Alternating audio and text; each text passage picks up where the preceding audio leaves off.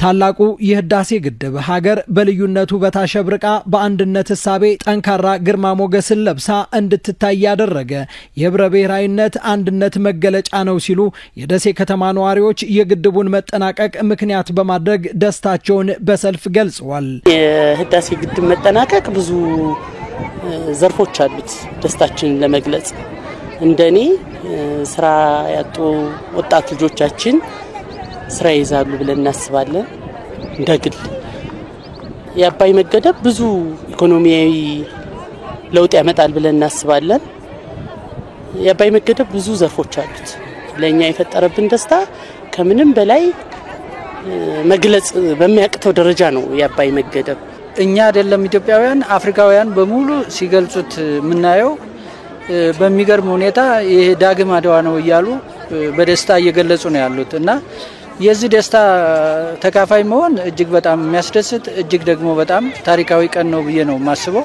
በተለይ ጠቅላይ ሚኒስትራችን በጣም ነው የምናመሰግነው። ይሄንን ሁሉ በዚህ ሁሉ አጣብቂኝ ውስጥ ነው ይሄንን ነገር ማሳካት መቻል በጣም ነው ያስደስተን። በጣም ደስ ብሎናል።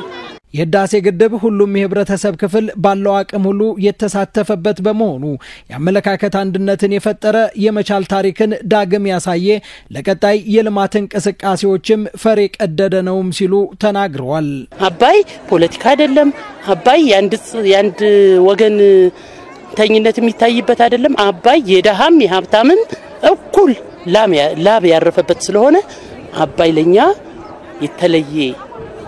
የተለየ ስሜት ሰጥቶን ህዝቡን በዛው ልክ እንደምታዩት ሜዳው እስኪጠብ ድረስ አትገቡም እስኪባል ድረስ ነው ህዝቡ የነበረው ደስታ። ማንንም የሐሳብ ልዩነት የፖለቲካ ልዩነት ይኑረው እንጂ ኢትዮጵያውያን እና ትውልደ ኢትዮጵያውያን በጋራ ቆመው የህዳሴ ግድቡ ላይ ሲመጡ አንድ ነበር የነበረው። ለዘመናት የኢትዮጵያን ቁጭት የሆነው የአባይ ወንዝ በብልህ መሪዎችና በጠንካራ የህዝብ ትብብር ሁሉ ነገር በመሆኑ ሁላችንም ልንደሰት ይገባል ሲሉ በሰልፉ ላይ የተገኙ የሃይማኖት አባቶች ተናግረዋል። አባይ ብርሃን ሆኖ ከሚያበራበት ከዚህ ዘመን እንኳን አደረሳችሁ።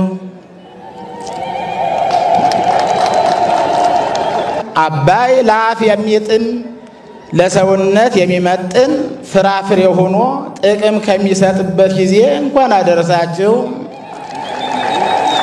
ሁሉም የአላህን እዝነት ይፈልጋል። ሁሉም የአላህን በረከት ይፈልጋል። ሰላም በረካ እዝነት በእናንተ ላይ ይሁን። አገራችን ሰላም የረድኤት የእዝነት ሀገር አላህ ያድርጋት። መሪዎች ስለመሩ ህዝቡ በፈቃዳቸው ራሳቸውን ስለሰጡ እግዚአብሔርን አመስግኑ ተብሎ ተጽፏል። ከ8100 ጀምራችሁ እያንዳንዱ ሰው ዋጋ ስለከፈለበት ስለ አባይ ግድብ ዛሬ በእውነት ከዚህ በላይ መዘመር ከዚህ በላይ ብዙ ደስታችንን መግለጥ ይገባናል። ለዚህ ያደረሰን የታሪኩ ባለቤት ያደረገን እግዚአብሔር ይመስገን።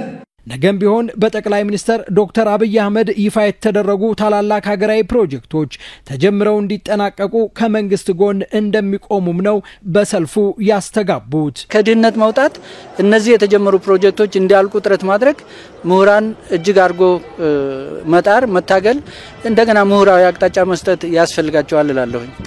በጣም በቃ ከጎናቸው ጠቅላይ ሚኒስትራችን አላህ ይገዛቸው አላህ ይርዳቸው። እኛም ከጎናችን ባለው ነገር እናግዛለን። ደግሞ ይሆናል ያሳኩታል። ጀግና ጠቅላይ ሚኒስትር ነው ያለን። የሚያሳኩታል ይሆናል ነው ማለት። የኢትዮጵያን የመልማትና የብልጽግና ጉዞ የማይፈልጉ አካላት በሶስት መሰረታዊ ስልቶች ሲረብሹን ቆይተዋል ያሉት የደሴ ከተማ አስተዳደር ተቀዳሚ ምክትል ከንቲባ አቶ ሳሙኤል ሞላልኝ ይህንን በመረዳት የውስጥ ሰላማችንን በመጠበቅ አንድነታችንን በማጠናከር የብልጽግና ጉዟችንን ማስቀጠል ይገባል ሲሉም መልእክትን አስተላልፈዋል። አሁን ላይ የኢትዮጵያ ህዝብ ከምሁራን ከሃይማኖት አባቶች ከሚዲያ ሰዎች ከባለሀብቱና ከዲያስፖራዎች የሚጠብቀው የሚፈልገው ስብራታችን የሚያባብስና በስብራታችን ላይ ውልቃት የሚጨምርልን ሳይሆን ሀገራዊ የምክክር ኮሚሽኑ ተጠናክሮ የህዝባችን ጥያቄዎች እንዲፈቱ ማድረግና የቀይ ባህርን ጉዟችን እንዲሳካ የውስጥ አንድነት እንዲጠናከር ማድረግ ነው። ስለሆነም ለውስጥ አንድነታችን መጠናከር ለቀይ ባህር ጉዟችን መሳካት ትውልዳዊ ሚናችሁን ትወጡ ዘንድ ጥሪ ልናቀርብላችሁ እንወዳለን።